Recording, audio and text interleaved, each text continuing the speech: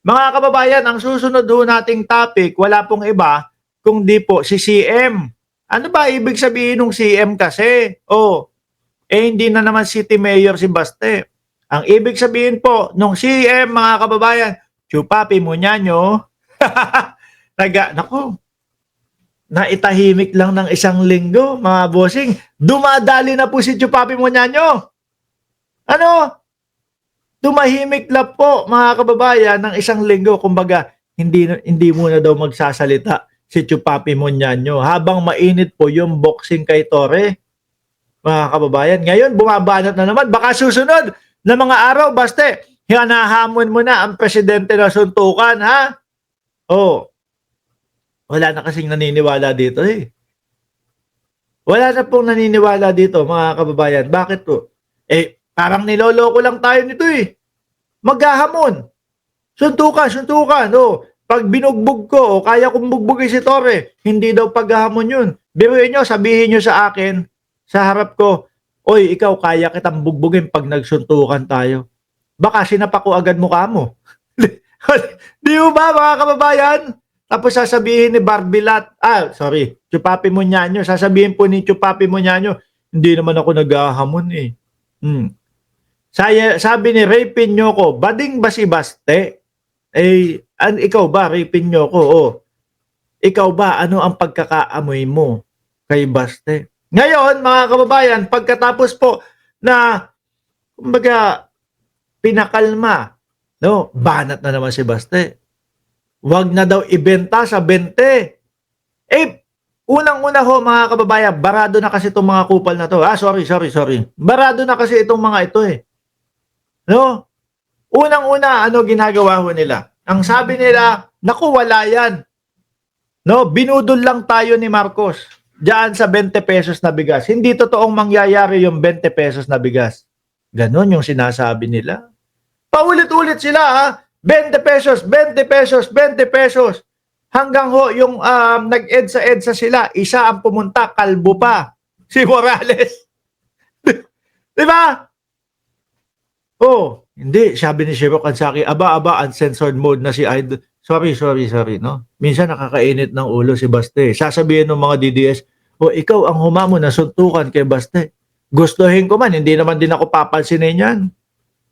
Di ba? Lako, ako ho, mga kababayan, ito sabihin po si Baste, mga bossing, di ba? At ito, sana, sponsoran ni General Torre. Kung sakali, maggamon si Baste, uuwi ako ng Pilipinas. No? Ito, from Cayman pa, papunta ng Pilipinas pa, ha? Basta Baste Duterte, mga kababayan. Basta Baste Duterte. Di ba, uuwi ako ng Pilipinas. Ang haba pa nun, ha? Wala akong gagawing iba, kundi umuwi lang ng Pilipinas. Pero alam naman natin, hindi tayo papansinin yan, mga bossing. Kaya hindi tayo gagaya doon sa mga DDS na may mga banil sa kilikili. Naku, tayo na lang, General Torre. Pagka yung mga laban ng ganyan, pagka laban ng boksingan ho, mga kababayan, pang may mga titulo yan, CM, Baste, di ba? Chupapi Muñaño, Baste.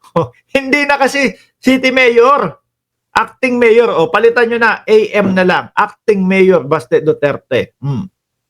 Di ba? Versus General Torre, PNP Chief.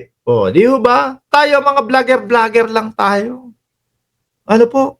Sabihin na naman ng mga DDS, sige, tayo na lang. Naku wala naman akong mapapala sa inyo pag umuwi ako dyan. Tapos, Baste. Yun lang.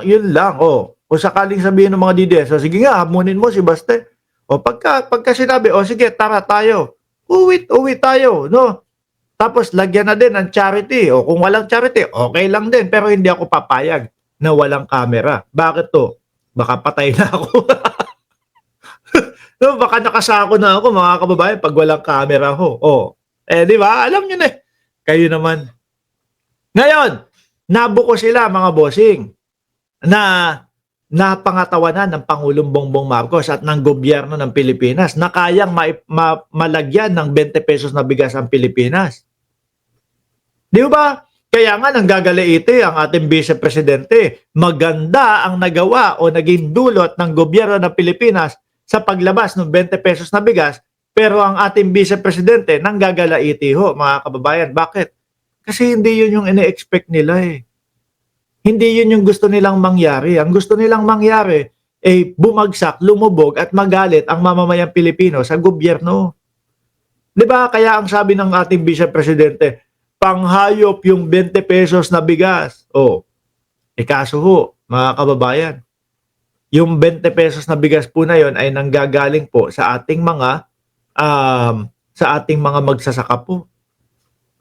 Oh, tas masasabi lang na panghayop yung 20 pesos na bigas. Aray ko po. Ngayon naman, may dali naman si Baste, wag na daw ibenta sa 20. Baste Duterte wants rice given for free to poor. Baka sa ngayon hindi pa kaya. Baka pagka nagkataon, medyo umangat pa ulit ang Pilipinas, kayanin na. Pero halatang palusot na lang kayo, Baste. Halatang palusot na lang ho itong mga ito, mga kababayan. No?